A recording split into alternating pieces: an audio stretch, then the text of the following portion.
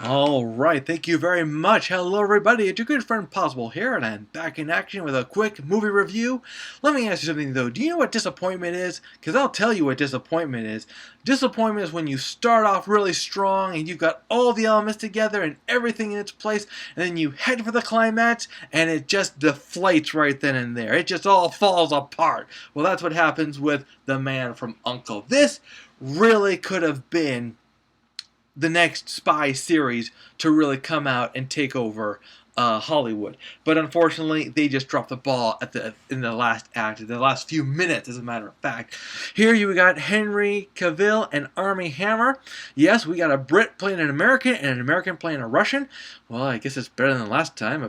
American was playing a Brit, and no, the guy was playing the Russian, and the American was playing the Brit. So something like that. Anyway, it doesn't matter. But this is The Man from U.N.C.L.E. Yes, it's based on the 1960s TV show based on the same name. This was a very popular series. This was during the heyday of the spy genre, when almost every movie was a spy movie. Want to talk about superhero fatigue?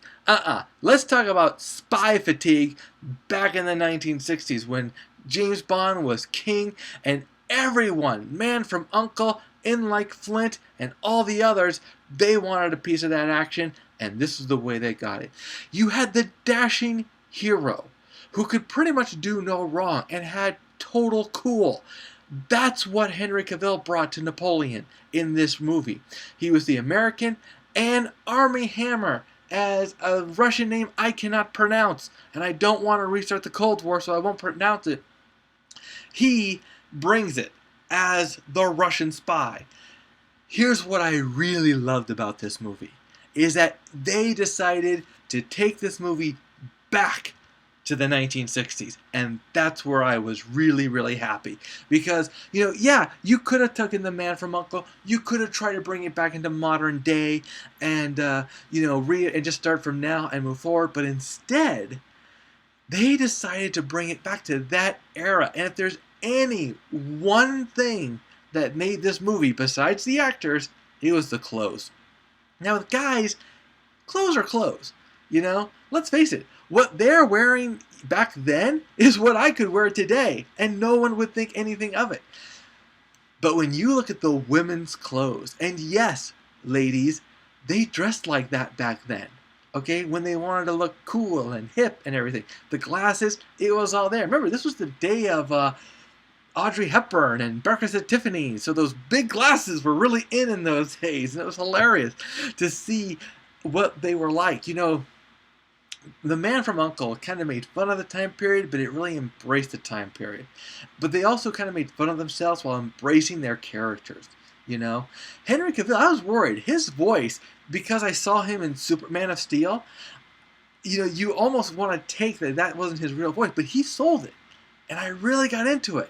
And the whole build of this whole spy versus spy, yet at the same time spies working together, and the coming together was so 1960s, so Cold War mentality.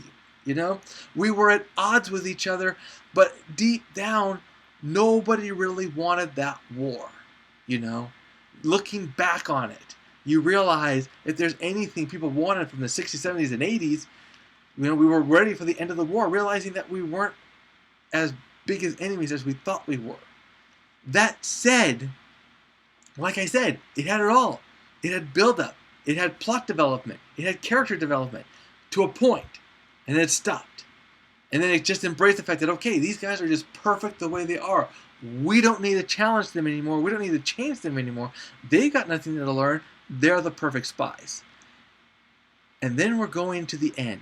You get into the boat, and you ever had that moment when the lady says, let's prepare a welcome from them, meaning this is 1960s.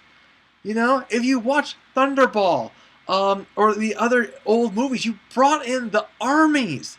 The bad guys had their armies, the good guys had their armies, and they clashed in a humongous battle. Literally, they were just walking around. I am not joking. The huge battle was so disappointing. It was almost nonsensical. And then, here's the thing. We get it. It's going to be the Man from U.N.C.L.E. But that should mean something. The fact that he's part of U.N.C.L.E.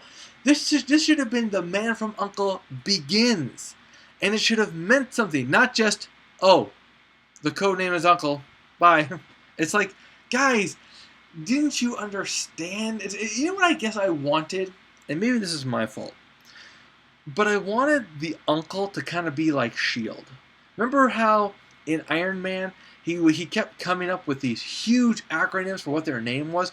We stand for this. We stand for that. Oh, what's the name of your organization? Oh, just call S.H.I.E.L.D. You know? If they would have had something like that, that would have worked. Instead of just saying it blindly, as if to say, by the way, guys, you knew this was coming. Here it is. And it's like, it meant nothing. And that's where the Man from U.N.C.L.E. falls apart. The Man from U.N.C.L.E. ultimately has to get a decide.